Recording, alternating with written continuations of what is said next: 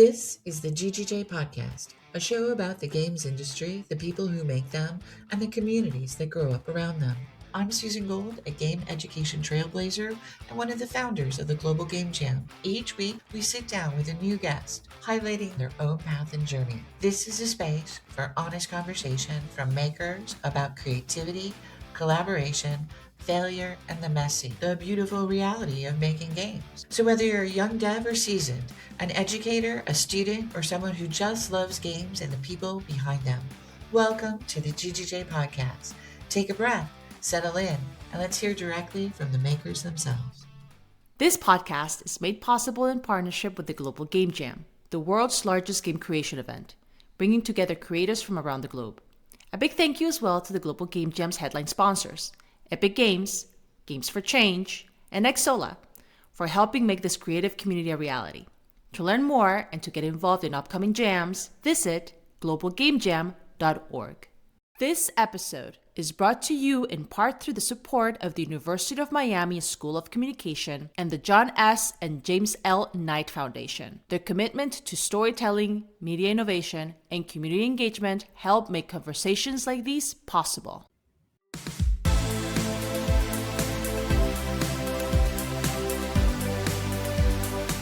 In today's episode, we're going deep with Jenny Xu. She's a long-distance runner, a Forbes 30 Under 30 honoree, and the CEO and founder of Talofa Games, a studio that uses games to make movement more fun. Jenny has shipped more than 10 mobile titles with millions of downloads, won Niantic's Beyond Reality Developer Contest, and is pioneering a new kind of fitness game with Run Legends and Monster Walk. We talk about how a painfully shy kid in Cupertino becomes a prolific solo creator, what happened when an early startup almost broke her confidence, and what it takes to build a career at the intersection of games, community, and health. We also get into ambition, burnout, and why support system matters just as much as your portfolio. Hi, Jenny. Thanks for joining me. Yes, thanks for having me, Susan. Very excited to chat today.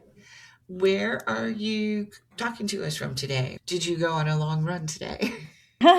Yes, I'm in San Francisco, so it's very, very close to the ferry building, and I do this 8-mile loop that goes like straight from my house, close to the Golden Gate Bridge, and then I come back. So You go all the way down to the Presidio? yeah. Whoa. You are a runner. When someone outside of games asks, what do you do? How do you introduce yourself these days? Yes, it's a good question since we combine the fitness and the gaming aspects. But usually, when people ask me what I do, I say I make movement more fun. It's, or I think people tend to pick up gamified health or gamified fitness really well and kind of quickly pick up, like, oh, you mean like Pokemon Go? And it is cool because Pokemon Go and Niantic were the company that kicked us off. So it's the quickest thing that they can compare us to. And we can say, like, yes, they kicked us off. Other things I usually mention is I use games to make people move more. That's also sometimes what I share with people, and they kind of perk up and ask, like, how? And that's where I share more about the games we make. Awesome. I wonder, you became a Forbes 30 Under 30, and so people associate you with, oh, she's so successful, all these things. But really, how do you want people to associate your name? How do you want them to think about you? This is your story. That's a great question.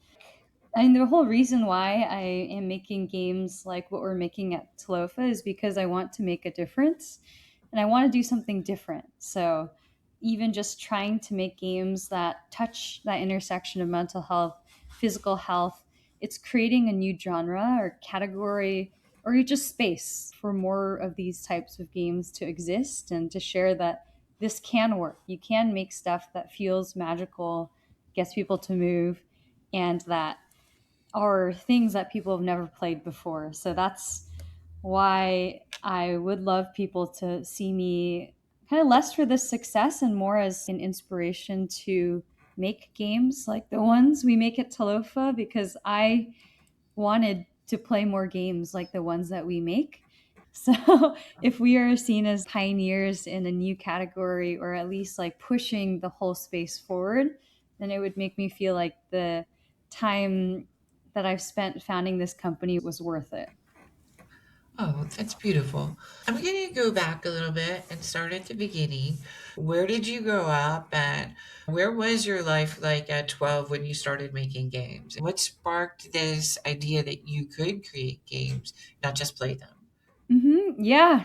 I grew up in Cupertino, which is in the Bay Area, and I actually grew up a very quiet and socially awkward kid. So at 12, I was extremely introverted to the point of only speaking in one word sentences. So people would talk to me and I would say, cool or okay. And that's about it. I was known as being like a really quiet kid that happened to be fast at running. That was one thing that was true, is like my feet spoke louder than my words. I was setting school records in the mile. Like I got a 5:30 mile in 6th grade. So I always knew I loved fitness even at 12, but I didn't know how to talk to people. So with that came an abundance of time, because where kids would usually socialize, I found myself reading a lot of manga, watching anime, like consuming internet content. And at some point, it turned from watching, reading manga, playing games like Pokemon to actually drawing Pokemon. I was really into a game called Neopets, and that segues into making games and more myself taking on more of the creative role, because the way to be famous in Neopets from the Neopets community perspective is to get published in the Neopian Times, which is a Oh, comic strip that was like the New York Times, published weekly, but on the Neopets site. And my favorite artists were always posting every week. At some point, the idea sparked of, can I get published on the Neopian Times? And I drew my first comic strips at age, I think, 11, even before I got into games. And then when I got my first strips published, just really started feeling like this was a place that I belonged. I didn't belong in the real world yet, but I belonged in the digital. So that community aspect really helped me think I can do digital art. And that was the spark that eventually led me to learning animation, different animation programs like Flash. I used to make my comics first, and then I realized you can make games with them. So then it was a very kind of slow transition into making games instead of just comic strips for Neopets. and did you have someone teaching you these tools, or did you just explore and find them yourself? Yeah, I really found a lot of these tools just online. Like stackoverflow.com was my friend. I was very chronically online. So it was like a bit of a self study program. I didn't take any computer science classes until my junior year of high school. So from 6th grade to, to junior year of high school, I was just self learning. And it was because I was just so motivated to continue to feel that sense of belonging online, and the validation I was getting from people loving my comics, people loving my Pokemon fan art. That joy it brought me is something that I think really kept me going. It's really interesting. I don't think at that age I would have wanted to share anything I made. That's just one of those things that it's really, when you're young, to put yourself out there, really hard. Most people age 12 would be running the other way, but it's a different generation. I think that you grew up in a time where you were looking at other people and you were emulating, but you were just doing it a lot better.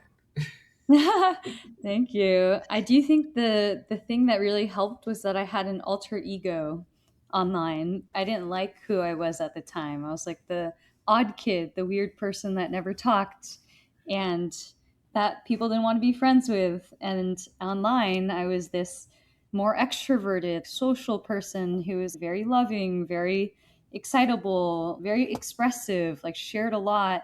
Nobody knew that it was Jenny Shu, the creator. It was Chibixi or Chibixi was my name, and it was very unclear if I was a guy, a girl, what my gender was. So it was all anonymized, and that gave me some of the strength to step into a version of me that I would say now I've actually become, but at the time it was two different selves. The very sociable, fun online presence, and then the real version of me that was not yet there. It's interesting as I I'm known for my network, right? And one of the things that nobody knows is that I was scared to death to go out my front door every time. And so I had a book and it would tell you like how to work a room and I would just Mm. flip through the book and be like, okay, I'm gonna do this. And that's how I would function. I would go and I would just do that. But I kind of want to just let people know and understand by the time you're in your early 20s, you've made over 100 games, right? You've done Mhm. multiple apps and you've had millions of downloads. And that is something that, how do you explain that level of ambition and initiative in hindsight, of course? Yeah. Yeah. At some point, making games was just very addicting. It was like a game in itself. The most prolific period was 12 to 18, middle school to high school. It started with every day I'd turn around a new game, publish it online. So I'd draw, program, write, market, email creators, like all really without knowing how any of this worked and just trial and error. I think what really drove me was actually the love of the craft. I liked blending and experimenting with things like horror, comedy, dating sims, even stories and world building, and like creating complex characters that had unique motivations. I'd say what really kind of drove me to keep doing more and more and more was just my first games maybe got 10 views. And then at a certain point, like some of them just caught on fire just overnight. Because I was posting almost every week multiple games, and some of them would just hit the top page of deviantart.com. And I thought, oh, if they're viral online, maybe I can take them to mobile. And then when I put 10 of them on the mobile app stores, some of them started generating revenue. And I didn't make games to make money at the time. I was making games because it was so fun. And that going viral felt like validation of who I was, that I deserved to make games or I deserved to Oh, be there. And when those mobile games started making money, I had this kind of seed of a thought of what if I could do this forever? Is this actually an actual career? Because I didn't know anyone in games. I thought it was like a career everyone aspired to have, but it wasn't actually like a real path. So it was, I'd say, the first signs that this was something more than just a world to escape into, like an alter ego to be, but my real career was computer scientist. I love how you created opportunities for yourself. But do you feel that pursuing a degree gave you some sort of advantage? Did you have a very big push to go to school from the family? Or was it Mm. more that you thought it was necessary? It actually felt more like school was the only option because gaming was just the fun thing on the side, the hobby.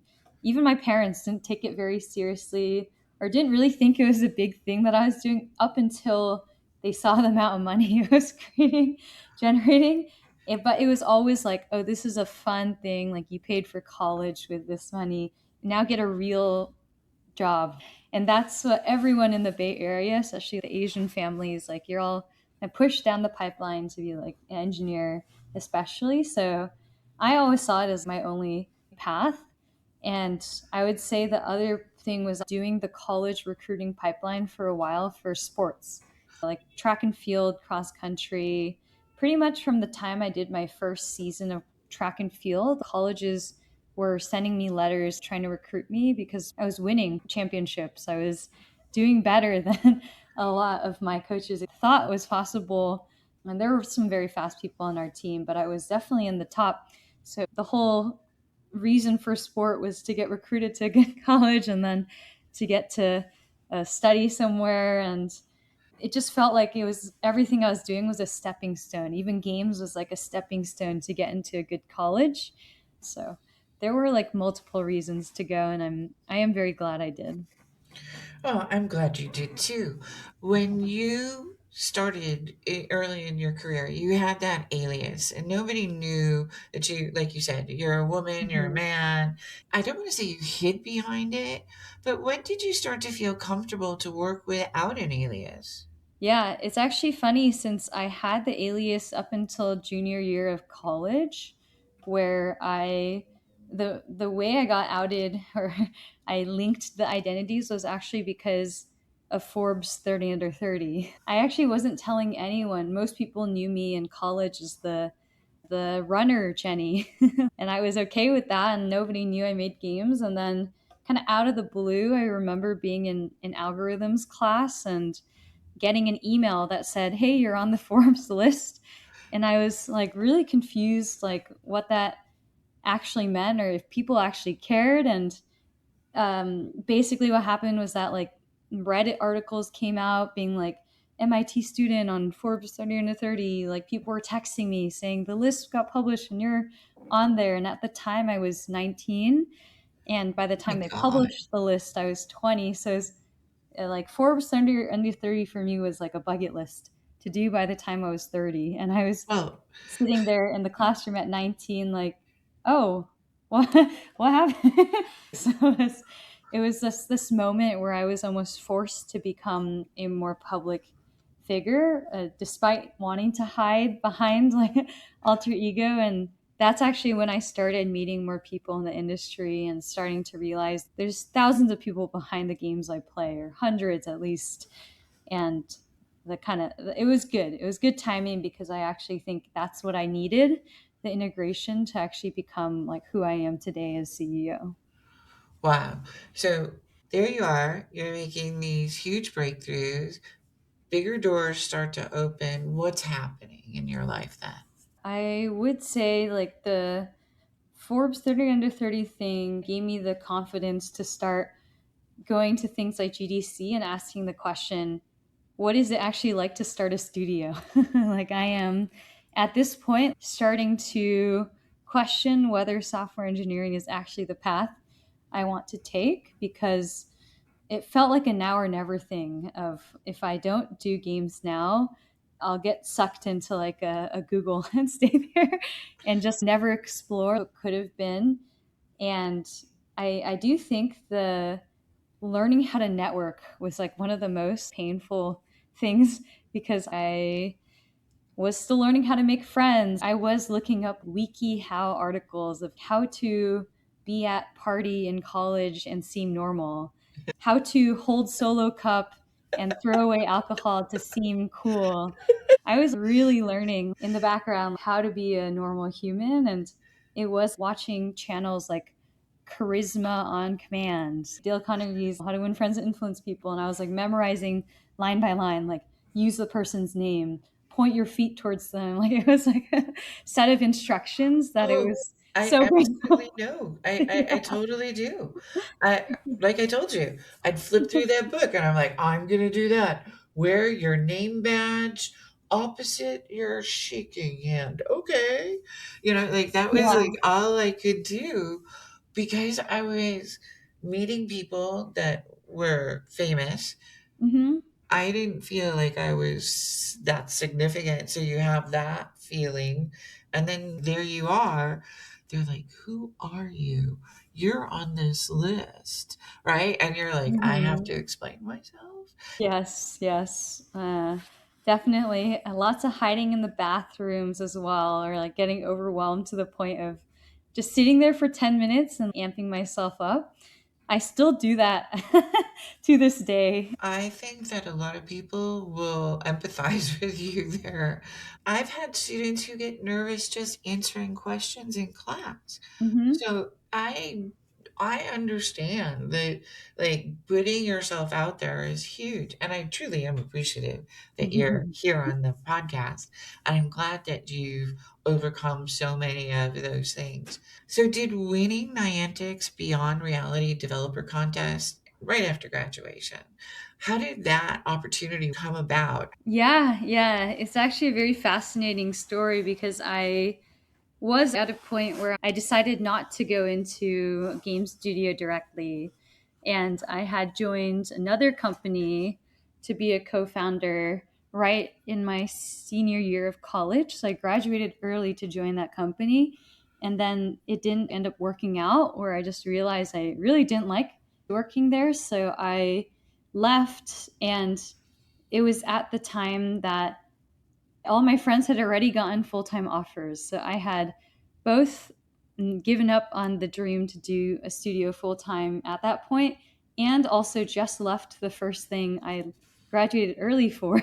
I had moved from Boston to Portland and thought I'd be in Portland for life. And kind of 6 months later was going back home and kind of defeated in spirit and body, and really just felt like I made the wrong move. I should have stayed in school. I missed party semester. My last year of college was just flying back and forth from Boston to Portland every week and just working on a new company.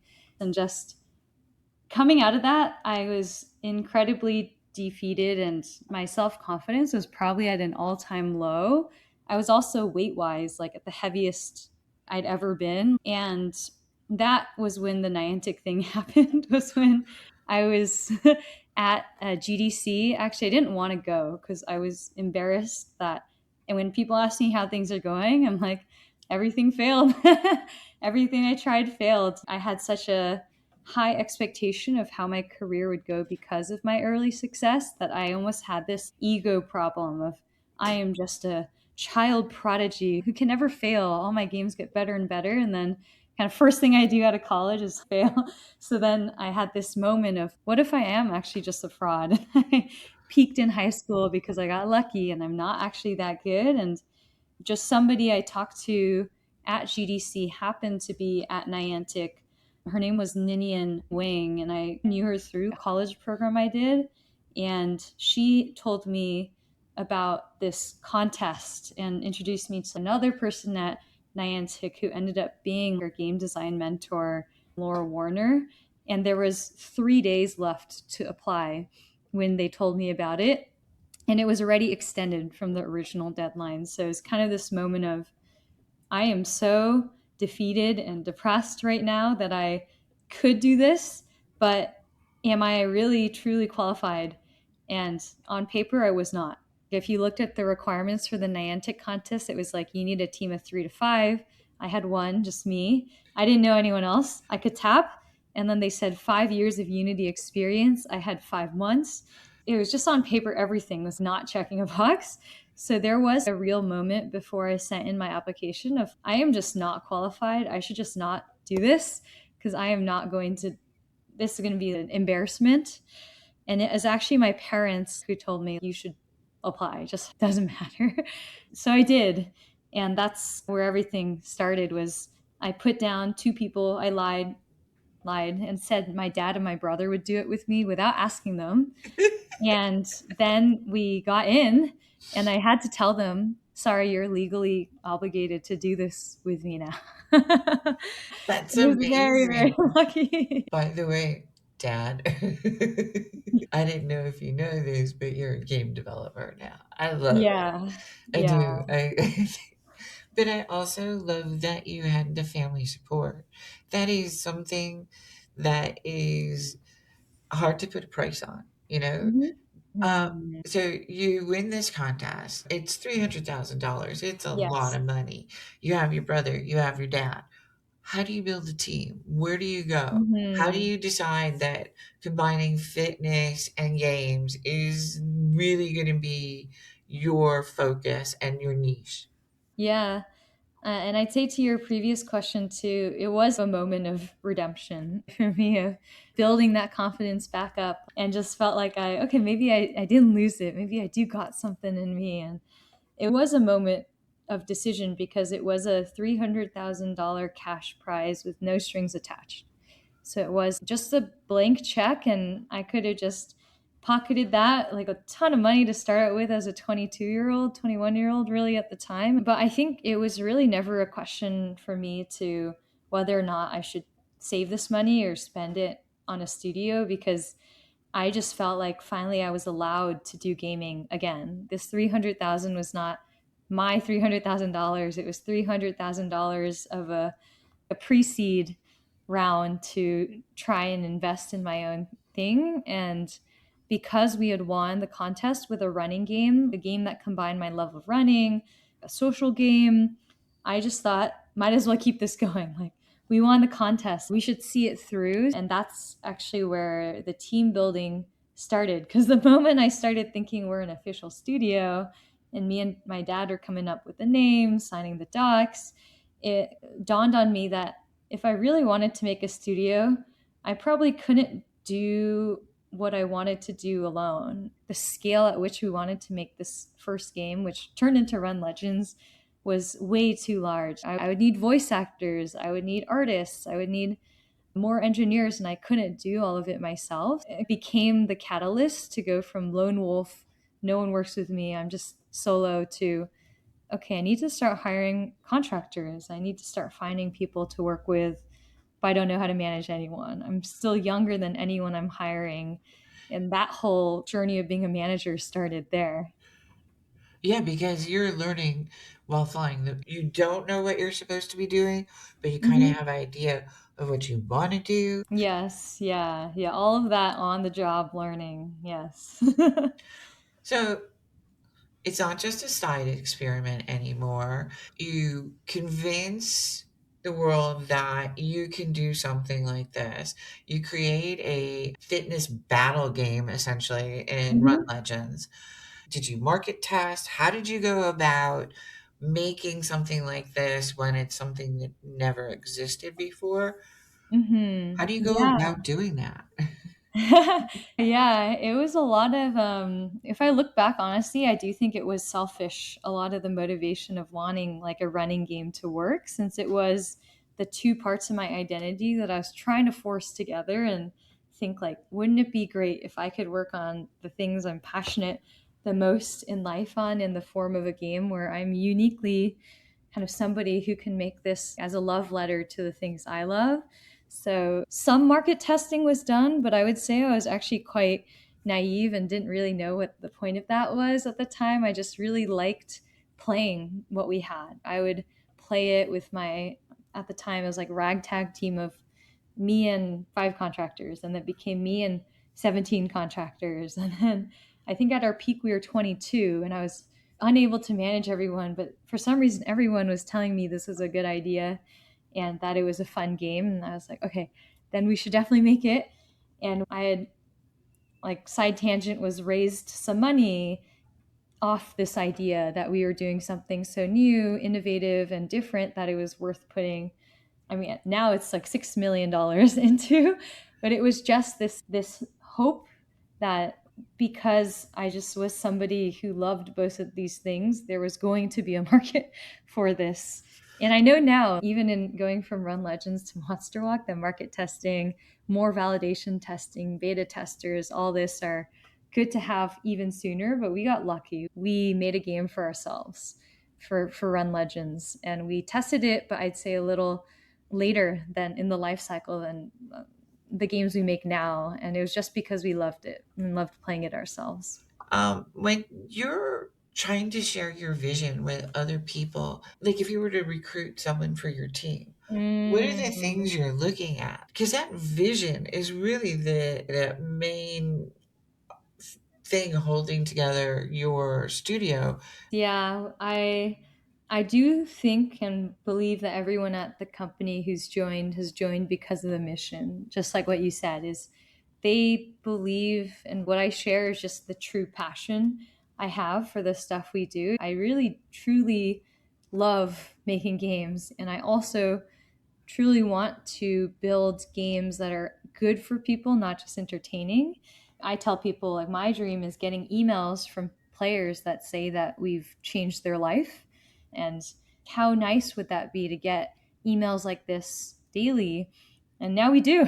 We get reviews like that all the time.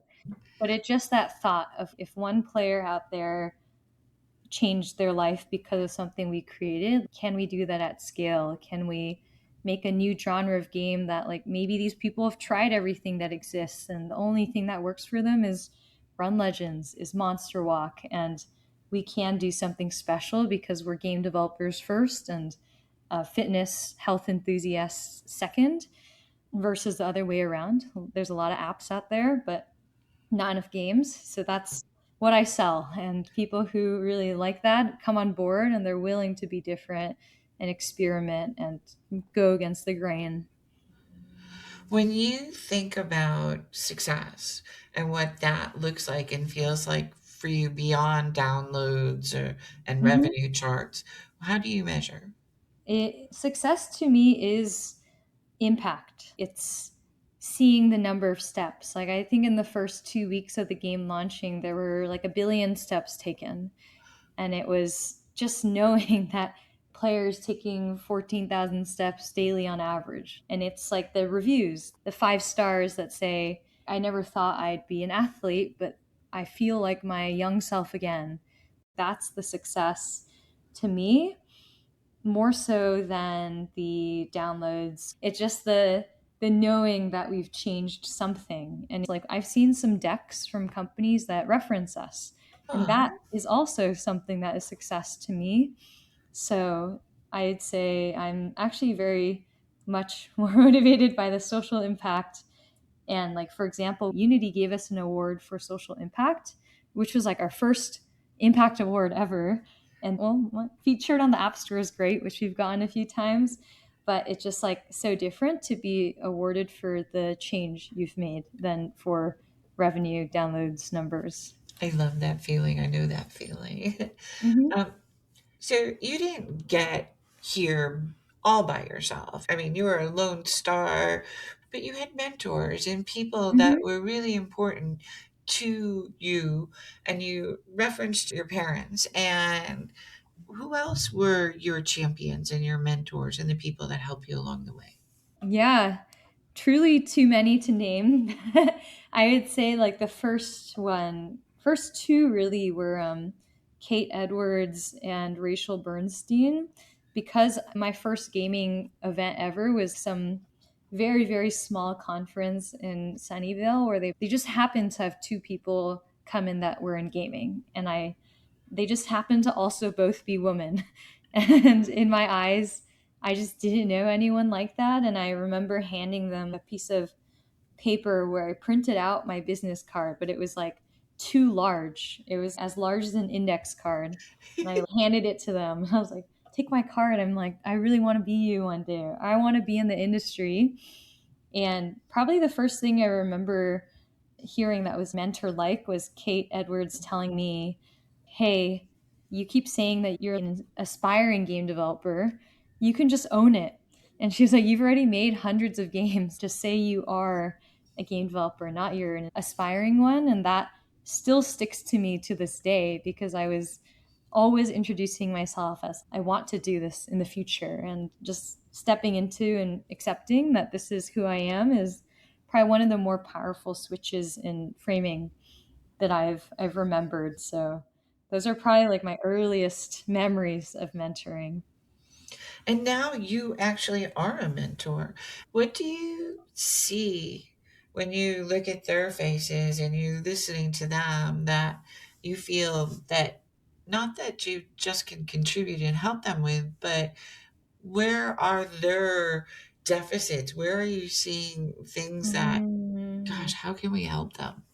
Yes, I see so much of my old self in some of the people that I mentor and help.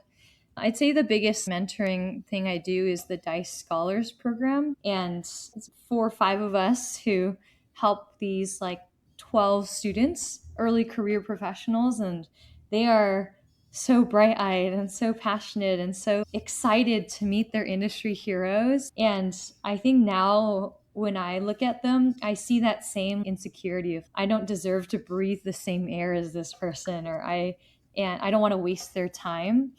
And I think when I look at those people, I'm just thinking of how I help. I wish I could just implant I was you not too long ago, honestly.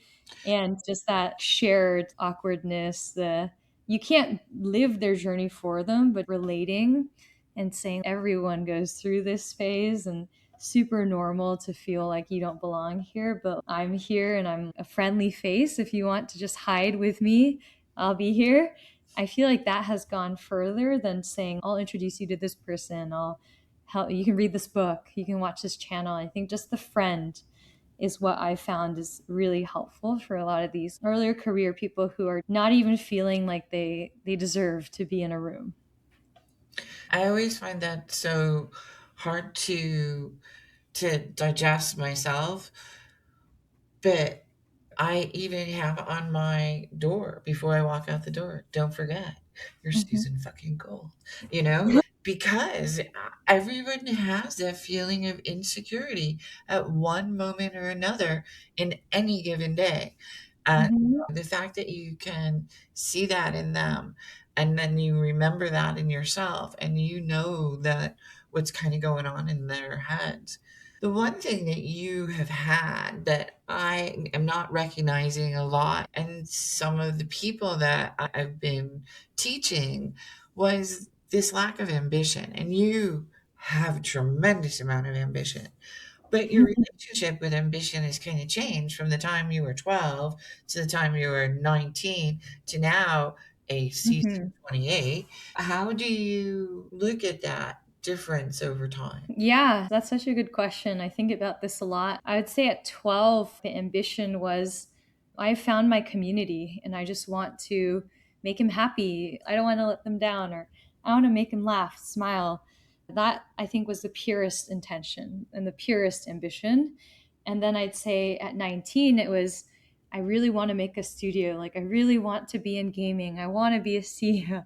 I want to do this thing that I love as long as I can, or I want to prove that I can do it. A lot of it was imposter syndrome and the need to prove that I was as good as my high school self.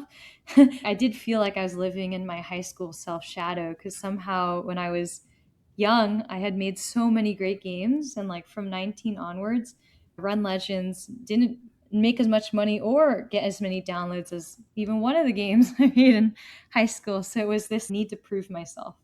And now at 28, I actually feel like a lot of that has shifted again, where I want to go back to the purity and the love of the craft, where I feel that I've now established myself more as a mentor. But now my ambition is more around, can I create a great team?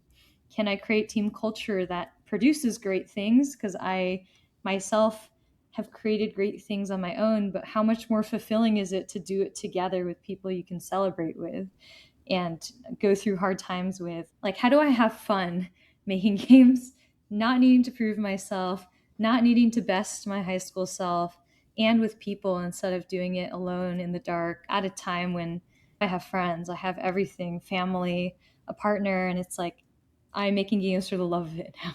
Yeah. That's what I wish for everyone, to do the thing that they love the most and be happy at it.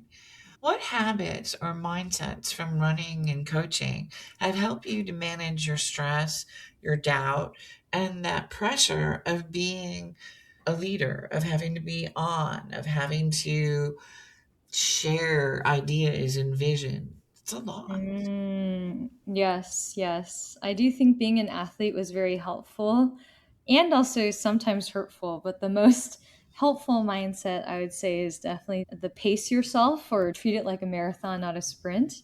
Because I know from running, I guess like 5 or 6 marathons, marathons hurt and they are very long. By the end, I feel like I've been running for a lifetime, and knowing that I have to intentionally hold myself back at times at the start to make sure I have enough energy for the end. I've learned that I cannot be always on. I need to make space for myself to rest. Not being busy all the time is not a sign of success. It's actually a way to burn yourself out. I do not work all the time. I have time for social friends. I get good sleep. I treat my body like an athlete does, or I get 7 to 8 hours a night, work out every day, eat healthy, because the work is hard and the work is long. And I would say the other thing is I have, as an athlete, always really pushed myself mentally and just stayed in the suck, because I know if I stay in the suck long enough, the runner's high will happen. I will find my rhythm, even if it's painful for a bit. So I kind of remind myself that like day to day. So I think about that a lot when I'm learning new things, going through new challenges, doing taxes for the company. Like all these are All not the fun stuff. fun, but necessary. Yeah. But the stuff that has to be done. Yes. When you start to think the future, you think 5 years from now, will we still be around? 10 years from now? Hmm. When you think of that intersection of games, health, community, all of these things, do you still see yourself being at the forefront of that? Do you want to be, or do you have plans for, total world domination? Yeah, yeah. I honestly think what we do with Talofa, like health, gaming, community, is just living who I am.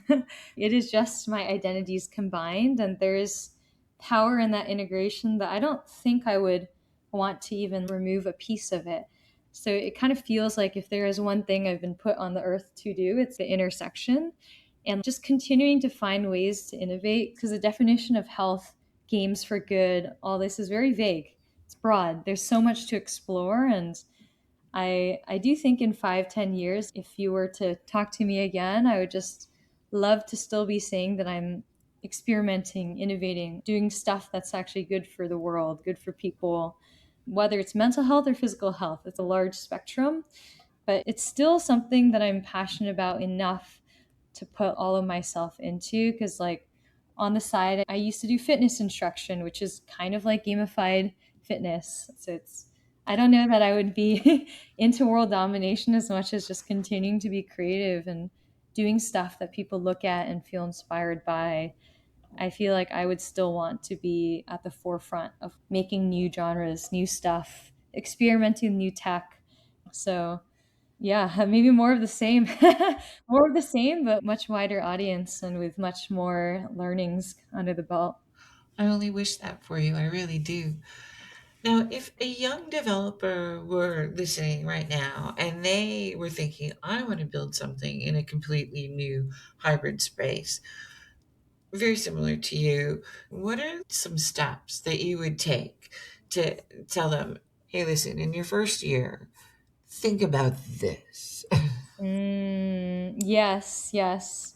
I definitely would tell them to start finding a mentor. I do think that was the first step I took. And it wasn't even mentors, is what I realized. It's just friends.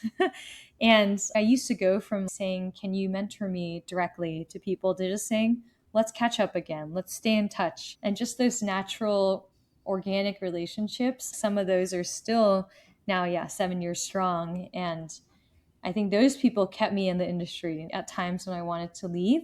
So I'd say first, good support network and people who are close to you, but not too far ahead, like a founder who's maybe at Series A, Series B, or a peer who started their company at the same time. Sometimes those friends are the best to have. So I would surround kind of with people like that. And then I have a very robust mental health support team, psychiatrists, therapists, life coach, executive coach, and just like setting up those systems in place for the moments I know will be tough. And then I found a lot of accountability and support from joining accelerator programs or things like the Niantic contest that have structure. And it just like a X month program.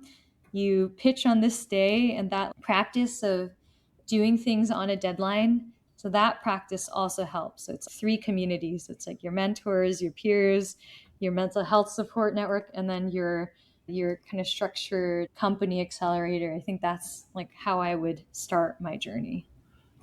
That is fascinating. I would have definitely guessed the mentors and the peer network, but the rest is really good information to work with. Thank you. When you think now, as we're doing your oral history at 28, and we're thinking of the book of life, your life, right? What Yeah. chapter are we on? Are we like still in the first act? Where are we? I don't think I've ever been asked this. I do think I'm at the part where I'm starting to live.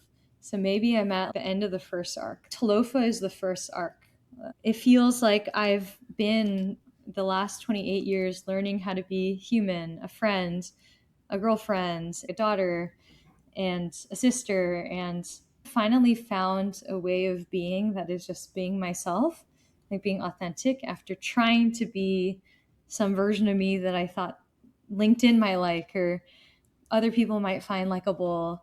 So it's kind of the arc where I'm letting myself live a little and not just see life as a race to success. That is really how I lived a lot of my early 20s was if I'm not the most successful person in my entire friend group or I'm not the most successful person at my age in the industry, then I don't belong here.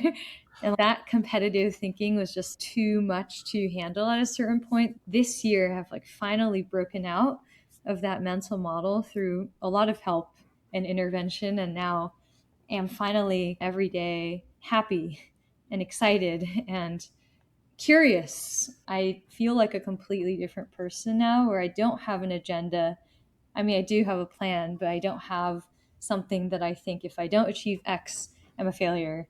I feel more open to possibility of what may come now. That's beautiful, truly.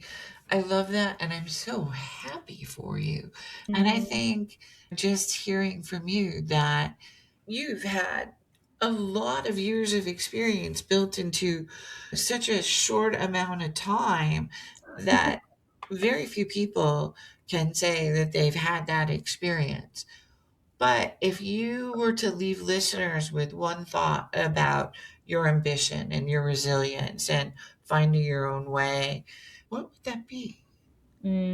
I would say ambition is not worth sacrificing yourself for because I thought I was resilient enough to kind of take anything. And the life of a founder was just about resilience, but resilience to the point of sacrificing everything: mental health, physical health, sanity, morality. I was like, all goes out the door if you want to be successful.